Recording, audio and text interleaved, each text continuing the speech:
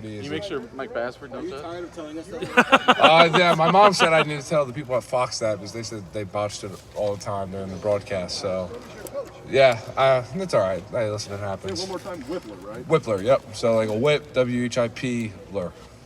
Did you think you'd have to step that straight? I mean, it doesn't really matter. I mean, just so you guys are asking, that's how you say it. But at the end of the day, it's all the same. How would you assess your first start? What was that experience like? What did you know you were going to start? I thought it was a great experience. I mean, my first time kind of getting thrown into the fire. I mean, couldn't really handled it any better than like kind of just keeping your mind right. I mean, I'm so thankful that I have Coach Stud and all the guys on the line in my corner, and they really helped me through it. I mean, obviously, you get a little anxiety, get a little nervous before that, and I think that's part of it. And being able to handle that, I mean, Josh Myers reached out, Wyatt Davis, all those older guys that were here last year and kind of know me and were able to kind of talk me through some of my worries and some things I was worried about going to the game. And I'm just really excited that how it went, that we got a win and got out of Minnesota 1-0. When did you find out you were starting? I found out, I think, midweek. So, I mean, I was preparing anyway. You always have to, like, be a starter. Like, we talked about last time, like, in the Michigan State game last year, you found out a day's notice that we had 3 guys out, and guys were already prepared. Like, they were the starter, and you saw that game win. So I think a lot of the last year lessons we learned from COVID of always having to be prepared really helped me. How crucial does the spring seem and all the reps that you got then when Harry was out now? Oh, I think that was, huge. It was so beneficial that I had all those reps under my belt coming to the game. I think it gave me a lot more confidence that knowing that I go against the best linemen in the country every single day here. And like the saying goes, iron sharpens iron. So going to that game, I felt prepared, I felt ready. And like you said, I think all those reps definitely helped. When they come to you and tell you you're starting, are you just like, okay, let's roll, or are you really proud of yourself? I think it's just, okay, let's roll. I mean, it's the next man up mentality. I think I was ready in my head. I knew my job. I knew that I had 4 of the guys counting on me, and not even my 4 of the offensive line, but the whole team counting on me to do my job. So in that moment, it's just, okay, let's go, put the hard hat on and go to work. Luke, have they made a plan yet for this week, or is that still? That's a question for Coach Day and Coach Stud. So I'm still preparing like I'm the starter, and until I'm told otherwise. How did you grade out? I think I graded out a champion, so yeah, pretty well. I thought I played pretty well. Were there any plays where you like, Yeah, I mean, obviously every game, like Coach Stud always says, you never play a perfect game, so going to every game, always take that out of your head. But, I mean, there's always a few plays where you're kind of like, oh, if I would have done this or if this would have happened, that could have been a touchdown. But it's a good learning lesson. I think, like, just because it didn't go right in that one moment doesn't mean you have to frown upon it for too long. You can learn from it and move on and get it right from now this week. everybody in that line is playing a different position? Yeah, I thought that was pretty impressive. Like, thinking about it after the game, I think I was talking to maybe my mom. She's not really too familiar with football. I was kind of just explaining to her that, like, everybody that played started at a different position than they previously have in their life. And, like, just with that said, she couldn't believe it because how well we played. And, like, you wouldn't have known, I think, if any normal person watched the game, that was the case. So I thought it went pretty well. I think that just gives us more confidence going to this game, that now that we have one game under our belts at those positions, that we're able to do it, and now we're able to build off of it. What does it feel like to be sort of the hub in the middle of that massive wheel? Can you feel a little bit of the power around you? Yeah, I mean, like you said, I mean, I'm definitely the middle of it. I was making jokes like I'm the midget of the group because everyone's 6'6", 6'7", 6'9", and so I was kind of joking around that, like, I'm kind of the short guy in the middle. But, yeah, I mean, I love it. I think I got 4 great guys playing next to me, and I'm excited to see what we can do this season. Were you ever a tackle? Yes, in high school I played both tackles, left tackle and right tackle. So you fit right in. Yeah, exactly. It was kind of funny. I was like joking, and I'm like, I can do your job, and they all looked at me like, yeah, okay. Luke, when you got out there and it was raining, wet, your first start on the road, you told Bill like you were ready to roll, but that didn't seem like an ideal way for you to make your debut. Yeah, I mean, obviously now looking at the forecast pregame, it's always going to rain, and I mean, definitely not ideal, but sometimes in life, not everything's going to be ideal, as we all know. So you kind of just got to grab the bull by the horns and roll with it. I think there were maybe 1 or 2 snaps that got away from you. Was that part of it, or? No, that was my error and my mistake. So I got to get that right for going into this week. Is there a moment or a play that you look back on that you're proud of or something that you feel best I think the win in the whole, I think just the win I feel very proud of as my first start, just winning the game. I think we all played very well. Obviously there's mistakes that we got to clean up, but I'm really just proud of the win. You know, Anything that you had to make up for because you were working mostly with the second team during fall camp? Not really. I think we all really have good chemistry in the O-line room, whether you're the first team or second team. I think we all kind of really blend together and have a very tight-knit unit. So I think just going up with the first team, I don't really think much changed. I mean, I know Paris isn't there. There's media guys I play next to. I don't think much changed. Just getting the certain communications down during the week, but that only takes a day or two just to feel like what they like, how they like the presence of me, double teams, stuff like that. So, no, I don't think it was too much of a change. you guys don't huddle, so it's kind of, you can't really get a feel maybe for how CJ is looking, but did you sense a change in him as the game went on from a confidence Oh, yeah. standpoint?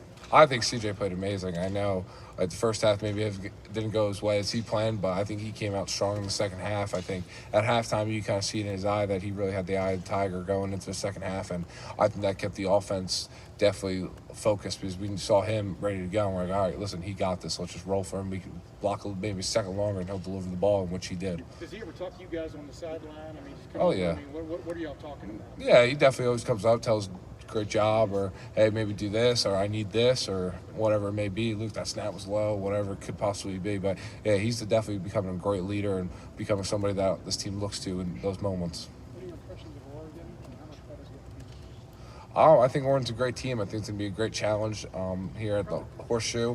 I'm excited to get the fans back in and see how much they can disrupt this game, see how loud they can get. So I think overall, I think we just got to be us. That's all that matters. Like CJ always says, he was just focused on us. If we can take care of what we need to do, the game will go smoothly.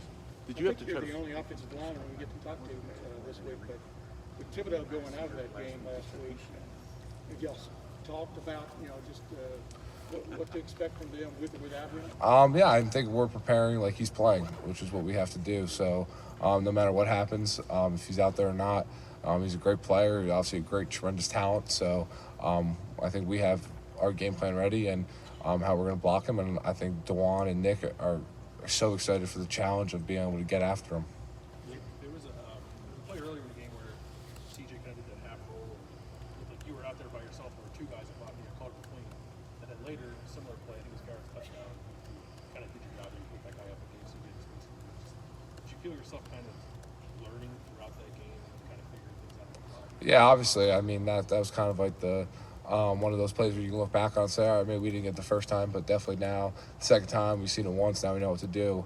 So, like you said, like everything kind of a learning moment, and that was definitely one of them. Luke, Stud likes to tell the story about the days after the Alabama game, you're sending him film from in here and asking for critiques and stuff like that. How much of that kind of drive prepared you and helped you play well on Thursday? I think a lot of that was just the preparation that I had and the confidence I had going into the game. Like obviously there was nerves, a little anxious, all those kind of things going on, butterflies. But in the back of my mind, I knew after those games, after the national championship game I was in here, I knew I put in the work. I knew I was ready, and I think that gave me a lot of confidence to go into the game and help myself and help the four guys around me play very well. All that preparation, were there any plays in which you felt unprepared? You just didn't know what. Oh, no, never. I think our coaching staff does such a great job preparing us week in and week out for whatever we see. That's one thing I kind of said on the sideline during the game. The coach stood. I'm like, wow, like there's not a thing out here that's going on that we don't know, that we can't say before snap that, all right, this is happening. We saw Minnesota playing like 7 offensive linemen. Would you guys like to do that? Oh, I think that would be great. I think anybody would love to do that. We always want to run the ball, so yes. Maybe get some tackle snaps there? Excuse me? Get some snaps at tackle then? Oh, hopefully. Hey, listen, I play quarterback too. Who knows? Luke on. Tougher to prepare when you don't necessarily know for sure whether you're going to be that starting center on Saturday? No, because I think every week you have to prepare like you're going to be the starter. Because, like you said, one COVID test, one anything, you could be in there.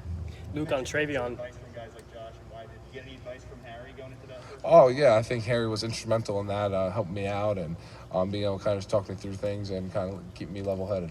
Luke, on Travion's play, just what did you see from your vantage point? Because he came out from out in space and then had to navigate through traffic. Just what did you see on his touchdown? As a true freshman, that kid's a really unbelievable talent. I'm excited to see what he's going to be able to do for the years to come. But, yeah, I saw him grab the ball, and I saw him take off and hit that gear, and nobody was catching him. So I thought it was pretty spectacular. Did you know mine ran the wrong way on this touchdown? No, all I saw was a touchdown. That's all that matters.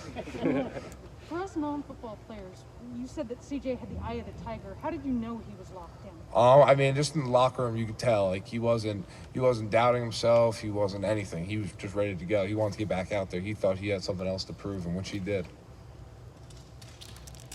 What did it do for the whole group? I mean, the word was y'all might have some trouble running against these guys, and suddenly Mike and Williams looks like Usain Bolt.